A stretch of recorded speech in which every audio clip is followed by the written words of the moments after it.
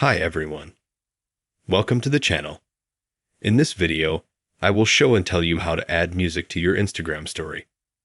Write if my solution helped you. If you got it right. If you have any questions, please write in the comments and I will definitely read and answer.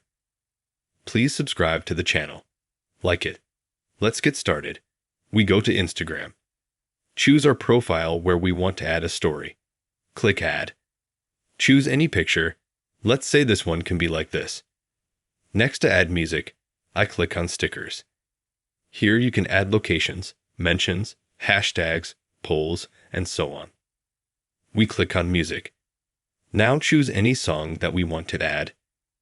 We can use the search bar or find one of the songs below. Or we can use our saved songs. Choose music. Put it on, and look, we've added music.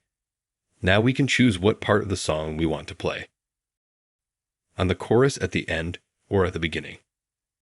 We can choose whether we want the lyrics to be duplicated or not. We can change the background to the right, to the left, or to the left.